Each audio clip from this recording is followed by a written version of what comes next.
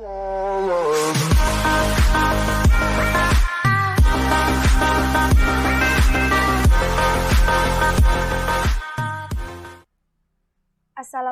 warahmatullahi wabarakatuh. Saya Fadilah Herpani Siregar, nomor BP 2001081012 dari kelas Teknik Komputer 1A. Di video kali ini, saya akan mempresentasikan mata kuliah Sistem Operasi Teori, bagian Manajemen Proses. Konsep proses. Sistem operasi menjalankan banyak dan beragam program, yaitu batch system, time share system, dan istilah pada buku teks seperti job, task, dan proses dapat diartikan sama. Proses adalah program yang dieksekusi, seperti aktif, proses ke memori, PS pasif, program ke file. Instruksi pada program akan dieksekusi secara berurut sesuai dengan line kode. Proses lebih dari program kode yang aktif, yaitu melacak posisi instruksi di program counter, menyimpan data sementara var, parameter, return value di stack, menyimpan data di data section, dan menyimpan status proses. Kebutuhan utama dalam pengendalian proses. Yang pertama, SO harus interleave atau saling melanjutkan eksekusi sejumlah proses seperti memaksimalkan penggunaan pemroses. Yang kedua, SO mengalokasikan resource ke proses-proses mengikuti kebijakan yang digariskan sambil menghindari deadlock. Yang ketiga, SO berkomunikasi antar proses dan pencipta proses oleh pemakai. Status proses. Saat-saat dijalankan, maka status dari proses akan berubah, yaitu status proses tidak selamanya aktif menggunakan CPU. Yang kedua, sering proses menunggu input-output komplit, seperti status wait, sebaiknya CPU diberikan kepada proses yang lain.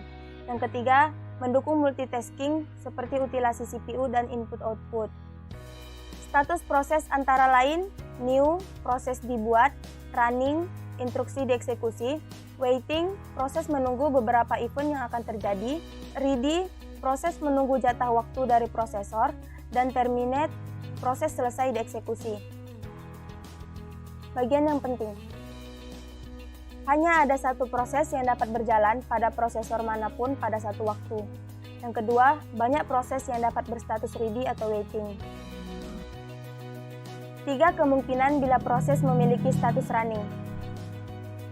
Yang pertama, proses telah selesai, itu terminate. Yang kedua, waktu yang disediakan habis, itu interrupt dan ready. Yang ketiga, sebuah event terjadi atau ada permintaan input-output, itu proses waiting. Status proses atau lanjutan. Suspension atau penundaan, yaitu memindahkan sementara proses-proses tertentu, seperti mereduksi beban sistem beban puncak. Suspended process, yaitu proses lain meresume. Suspension jangka panjang, yaitu resource proses dibebaskan. Memori utama dibebaskan, dimanfaatkan proses lain. Resuming proses atau pengaktifan kembali, yaitu menjalankan dari titik instruksi waktu suspend terjadi. Pentingnya suspend dan resume. Yang pertama, sistem berfungsi buruk atau gagal disuspend lalu diresume. Contoh, proses pencetakan, kertas habis disuspend, kertas ditambah lalu diresume. Yang kedua, pemakai ragu atau khawatir hasil proses. Itu disuspend proses, terus berfungsi lalu resume proses. Yang ketiga, fluktuasi jangka pendek beban sistem. Itu suspend proses, normal, resume proses. Informasi proses. Di mana informasi proses disimpan? Data struktur dari OS dalam bentuk tabel, yaitu satu entry table atau linked list. Itu struktur data untuk menampung informasi satu proses. Kedua, setiap entry pada table proses menyimpan satu proses. Informasi yang disimpan. Informasi internal CPU, isi register program, counter, status CPU, dan lain-lain. Umumnya dalam bentuk stack frame. Identifikasi proses, nama proses, proses number or index, proses ID. Accounting dan timer, user time, system time, alarm, dan lain-lain. Resource, memori dan file management. Penjadwalan proses. Proses dapat berubah status dan berpindah dari satu antrian ke antrian yang lain. Proses dengan status ready berada di ready queue, menunggu giliran atau dipilih oleh scheduler, lalu menggunakan CPU. Selama dieksekusi atau status run, event yang dapat terjadi, input-output request, yaitu input-output wait berada pada device queue. Create child process, jalankan proses child, tunggu sampai proses selesai. Lalu, time slice expired. Waktu pemakaian CPU habis, interrupt oleh scheduler, proses akan berpindah ke ready queue. Penjadwal atau schedulers. Long-term scheduler or job scheduler memilih proses atau program yang mana yang akan di-load dan berada di ready queue. Kemungkinan terdapat proses atau job baru, kemungkinan proses dipindahkan dari memori ke disk atau swap out. Short-term scheduler or CPU scheduler memilih proses yang mana yang berada di ready queue akan run dan atau mendapatkan jatah CPU. Penjadwalan atau scheduler count. Long-term scheduler tidak sering proses baru, second minutes may be slow. Berapa banyak proses yang dapat aktif berada di memori. Short-term scheduler dijalankan sangat sering. Giliran pemakaian CPU dari proses-proses yang siap, pada saat terjadi penggantian alokasi CPU dari satu proses ke proses lain, yaitu menyimpan informasi internal CPU dari proses yang akan digantikan, meload kembali informasi internal CPU dari proses yang akan menggantikan, dikenal dengan istilah context switch process. Operasi-operasi pada proses, yaitu pembuatan proses, penghancuran atau terminasi proses, penundaan proses, pelanjutan kembali proses, pengubahan prioritas proses, memblok proses, membangun proses, menjadwalkan proses, komunikasi dengan proses lain. Aktivitas yang terjadi ketika pembuatan proses. Yang pertama, menamai atau memberi identitas proses. Yang kedua, menyisipkan proses pada senarai proses atau table proses. Yang ketiga, menentukan prioritas awal proses. Yang keempat, menciptakan PCB. Yang kelima, mengalokasikan resource awal bagi proses. Seperti proses baru ke struktur data, lalu mengelola dan mengalokasikan ruang alamat. Pembuatan proses. Umumnya, proses dapat membuat proses baru.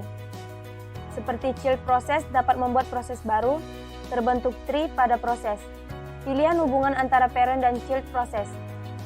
Yang pertama, resource sharing, yaitu parent dan child berbagi resource, children berbagi subset dari resource milik parents, dan parent dan child tidak berbagi resource. Yang kedua, execution. Parent dan children melakukan eksekusi secara serempak. Parent menunggu hingga children selesai. Terminasi proses. Proses dapat berakhir, yaitu eksekusi instruksi terakhir atau keluar, exit system call. Yang kedua, OS yang akan melakukan dealokasi atau memory file resource. Parent dapat menghentikan eksekusi proses child secara paksa, yaitu parent dapat mengirim signal atau abort kill system call.